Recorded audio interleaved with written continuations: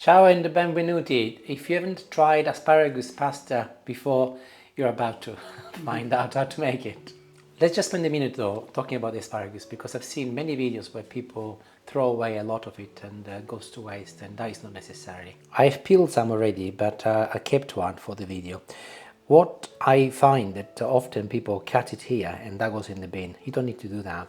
Get a potato peeler and hold it against the board and just peel it off like I'm doing now. And the only part you don't really need is most probably approximately 1 centimeter from the end. Just chop it off. There. This is all good. And I'll do them all together now. And even those, I'm going to keep them when I cook my pasta so that they'll give me some flavor. I'll put them on one side. These are the heads of the asparagus, and I want to keep them separate, so I'm going to cut them from the top approximately 5 centimeters, and I'll put this on one side because they got different cooking time. And the remaining parts I'll chop them into little circles, approximately 1 centimeter each piece. In terms of ingredients, this is a very simple recipe. I've chopped a shallot and 1 clove of garlic. Here I've got a potato which I've previously peeled and boiled, and I've kept the water for a reason which I'll explain in a moment.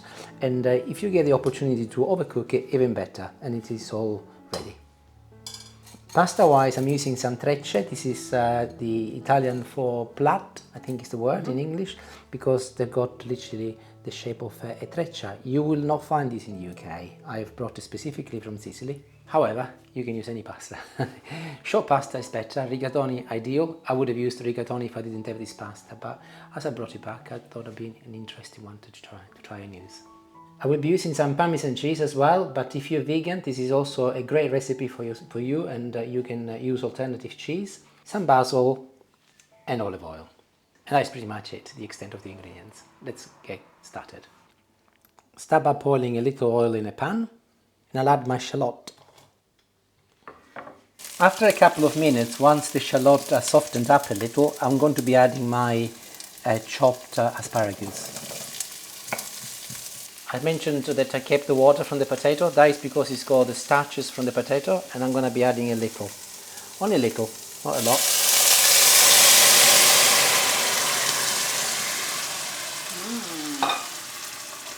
Oh, I was going to say there's a little piece escaped. I'll put the lid on and I'll let it simmer now for a few minutes. So after 5 minutes, my asparagus has been cooking nicely, and that is when I'm going to be adding the heads, as they will cook quicker. Also I'm adding a little salt, clove of garlic, a gentle crush, and add it in. Mix it once again, place the lid on and leave it for another 5 minutes. So my water is boiling, and those very end bits which would have gone in the bin, I'll put them in. And I add some salt and my pasta. Whenever you cook pasta, as soon as you put it in, just give it an initial mix so that it doesn't stick together, like this. The pasta will cook until it's just before al dente, but in the meantime I'll show you what I'll do next with the asparagus. First of all, my stubbed potato, I'm going to be breaking it into pieces. My what potato? Stubbed potato.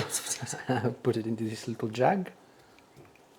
The first thing I'm going to look for is my clove of garlic, and I want to whiz it as well.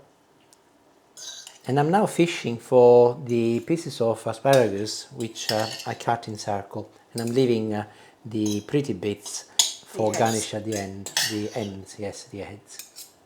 And I left a little juice at the bottom for later. I'm going to also add a good quantity of basil, fresh basil, in it goes, and a little olive oil, maybe more than a little. Otherwise Julie will tell me that my opinion of a little is never good. And a little salt. Back to my potato water, and I'm going to be using a little of that. Using a hand blender, I'm going to be mixing everything together. It is quite creamy already. You could stop now if you want, but I want mine to be really creamy, so I'm going to take it to the next level. Wonderful, that's perfect. My pasta is ready. I've drained it and I've removed the bits of asparagus I don't want. My frying pan is back on and I will add the pasta next. Immediately followed by my lovely cream. And I can vouch that it is lovely. She's tasted it I've already. already had a taste, it's delish.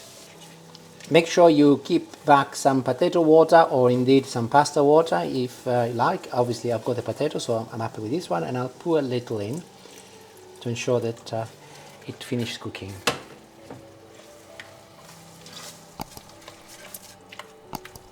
I think we're there now. It's cooked and it can be served.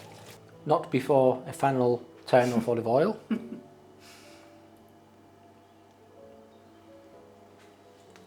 And Parmesan cheese, or you can also use pecorino cheese if you like, or grana, entirely up to you. And as I said earlier, if you are vegan, you can use any other cheese that is appropriate for your diet, but do not miss out because of the cheese. It's delicious.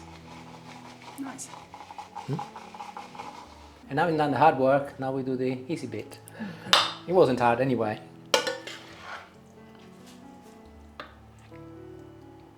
And there is only one thing left to do. You guessed it, taste it. I'm going to try a little piece of asparagus as well. It would be rude not to.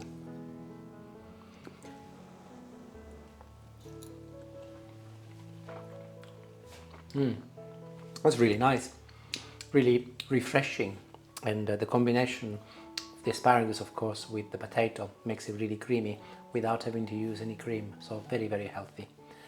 Great, that's it for today. Thank you for watching, and try, and if you do let me know how you get on. I'd be curious to see if you like. Bye, ciao ciao, see you later.